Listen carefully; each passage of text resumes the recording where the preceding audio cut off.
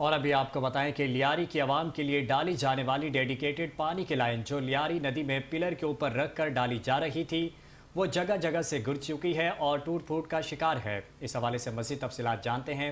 Deputy bureau chief channel 5 news Wajahat Ali Abidi سے۔ وجاہت بتائیے گا۔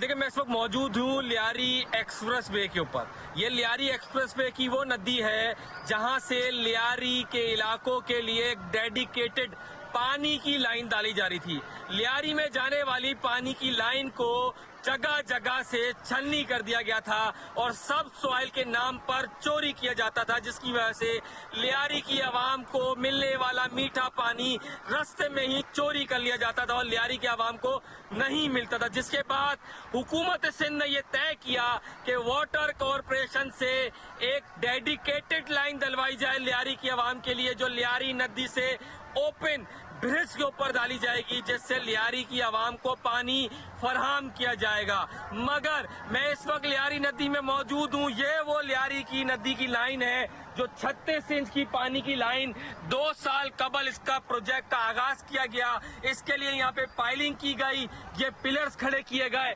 مگر 2 سال گزر چکے ہیں۔ 2026 کی اپریل آ چکی ہے، نہ تو یہ 36 انچ کی لائن کمپلیٹ ہو چکی لیاری کے لیے کہ لیاری والوں کو پانی مل سکے، حتیٰ کہ اس پائپ کو اگر آپ دیکھ سکیں، یہاں سے یہ پائپ ٹوٹ چکا ہے اور یہاں پر اس کے پلرز بھی گر چکے ہیں۔ یہاں پر ایک کنڈیشن ہو چکی ہے کہ ایک پائپ الگ پڑا ہے، دوسرا پائپ الگ پڑا ہے، جبکہ یہ سارے پلرز یہاں پر گر چکے ہیں، اور یہ اس بات کا ثبوت ہے کہ لیاری والوں کی ڈیڈیکیٹڈ لائن اب لیاری ندی میں شامل ہو چکی ہے۔ جو لیاری والوں کو ایک آس تھی کہ شاید یہ لائن ڈلنے کے بعد ان کو میٹھا پانی ملنا شروع ہو جائے گا اور ان کا چوری ہونے والا پانی چوری ہونے سے بچ جائے گا، مگر یہ لائن کمپلیٹ نہ ہو سکی اور کراچی میں لیاری کی عوام ایک بار پھر